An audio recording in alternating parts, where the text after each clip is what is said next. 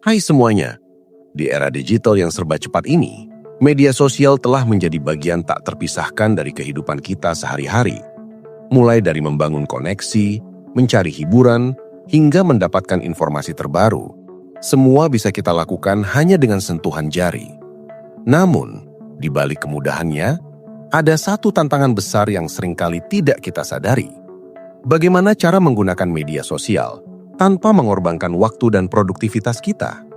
Rasanya, seperti kita sedang berlayar di lautan informasi yang tak bertepi. Dan tanpa sadar, kita bisa terseret arus dan kehilangan arah. Teks ini akan membongkar tuntas cara-cara praktis, agar kita bisa tetap produktif meskipun hidup kita dikelilingi oleh hiruk-pikuk media sosial. Seringkali, kita tidak menyadari bahwa waktu yang kita habiskan di media sosial bisa sangat besar. Coba bayangkan, hanya dengan niat awal ingin melihat satu notifikasi, kita bisa tiba-tiba menemukan diri kita sudah menghabiskan 1 jam lebih hanya untuk scrolling tanpa tujuan. Ini seperti masuk ke sebuah labirin yang penuh dengan konten menarik. Dan setiap kali kita mencoba keluar, ada saja video lucu atau berita viral yang membuat kita ingin berbelok. Fenomena ini dikenal sebagai doom scrolling, yaitu kebiasaan terus-menerus scrolling berita negatif atau konten yang membuat kita merasa cemas, dan tanpa sadar, waktu kita pun habis begitu saja. Maka, langkah pertama yang paling krusial adalah menyadari dan mengakui berapa banyak waktu yang sebenarnya kita habiskan di sana. Banyak aplikasi media sosial sekarang sudah dilengkapi dengan fitur laporan penggunaan harian. Gunakan fitur ini untuk memantau seberapa banyak waktu yang sudah kita habiskan. Angka-angka ini mungkin akan mengejutkan, tapi itu adalah titik awal yang penting untuk memulai perubahan. Setelah kita tahu seberapa banyak waktu yang terbuang, langkah selanjutnya adalah menetapkan batasan yang jelas. Bayangkan ponsel kita sebagai sebuah jam kerja. Sama seperti kita punya jam kerja di kantor, kita juga perlu punya jam-jam khusus untuk media sosial. Jangan biarkan notifikasi menginterupsi pekerjaan atau aktivitas penting kita. Matikan notifikasi yang tidak perlu. Memang, rasanya tidak enak jika ketinggalan berita atau pesan dari teman. Tapi, coba pikirkan, apakah pesan-pesan itu benar-benar harus kita tanggapi saat itu juga? Notifikasi yang terus-menerus muncul, ibarat lonceng yang berbunyi setiap beberapa menit, menarik perhatian kita dari hal yang sedang kita kerjakan. Dengan mematikannya, kita bisa fokus penuh pada satu tugas tanpa gangguan.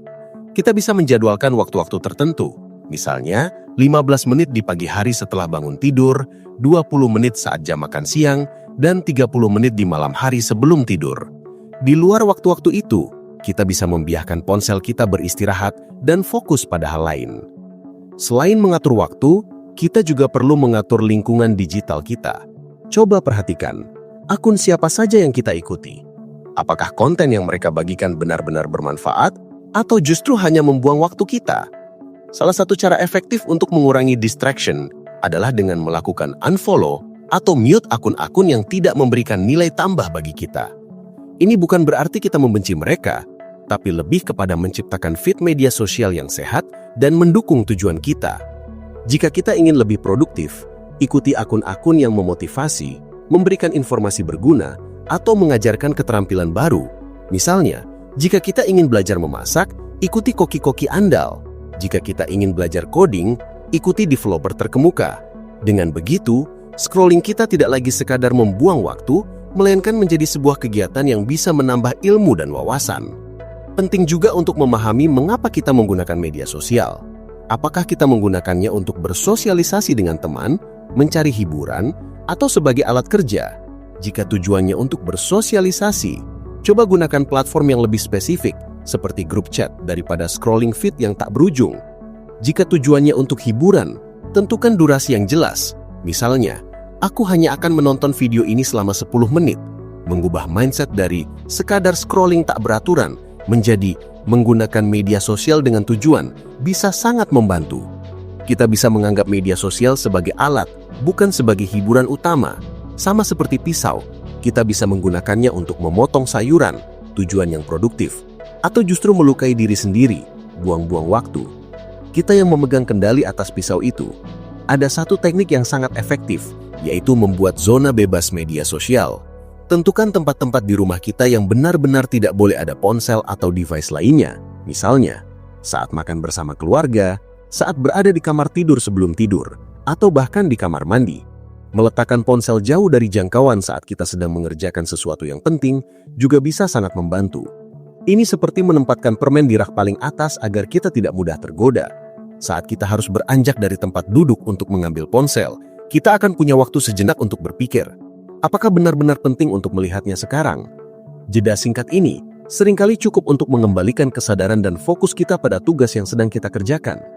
Di sisi lain, media sosial juga bisa menjadi alat yang sangat produktif. Kita bisa menggunakannya untuk membangun jaringan profesional, mencari peluang kerja, atau bahkan mempromosikan bisnis kita.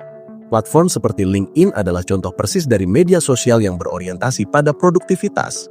Bahkan di platform yang lebih santai seperti Instagram atau TikTok, banyak sekali kreator yang berbagi tips dan trik yang bisa membantu pekerjaan atau hobi kita. Kuncinya adalah mengubah cara pandang kita. Alih-alih melihatnya sebagai tempat untuk melarikan diri dari kenyataan, kita bisa melihatnya sebagai perpustakaan digital yang bisa kita gunakan untuk belajar hal baru, mengikuti influencer atau pakar di bidang yang kita minati, membaca artikel yang mereka bagikan, atau bahkan berinteraksi dengan mereka, bisa menjadi cara yang sangat efektif untuk mengembangkan diri. Satu hal lagi yang sering terlupakan adalah efek psikologis dari media sosial. Terlalu banyak terpapar dengan kehidupan orang lain yang tampak sempurna, bisa memicu perasaan cemas, iri, dan rendah diri. Ini adalah jebakan mental yang membuat kita merasa hidup kita tidak sebanding dengan orang lain. Dan akhirnya, kita pun jadi merasa tidak bersemangat untuk mengerjakan apapun. Untuk melawan ini, kita perlu mengingat bahwa apa yang ditampilkan di media sosial hanyalah sebuah highlight reel.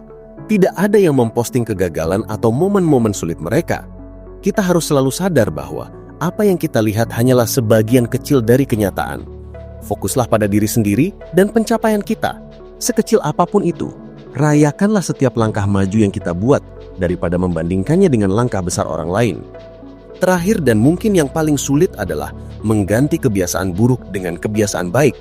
Jika kita punya kebiasaan langsung membuka Instagram saat merasa bosan, coba ganti kebiasaan itu dengan membaca buku, menelpon teman, atau sekadar berjalan-jalan sebentar. Jika kita merasa ingin membuka Twitter saat kita sedang menunggu, coba gunakan waktu itu untuk membuat laporan hal yang harus dikerjakan. Mengubah kebiasaan memang butuh waktu dan disiplin, tapi hasilnya akan sangat sepadan. Rasanya seperti menanam pohon. Awalnya kita harus rajin menyiram dan merawatnya, tapi lama-kelamaan, pohon itu akan tumbuh besar dan memberikan buah yang manis. Produktivitas kita pun akan meningkat dan kita akan merasa lebih bahagia dan punya kendali penuh atas hidup kita. Jadi, mari kita mulai sekarang. Ambil kendali dan jadikan media sosial sebagai teman yang membantu kita, bukan sebagai musuh yang menghalangi kita untuk mencapai tujuan.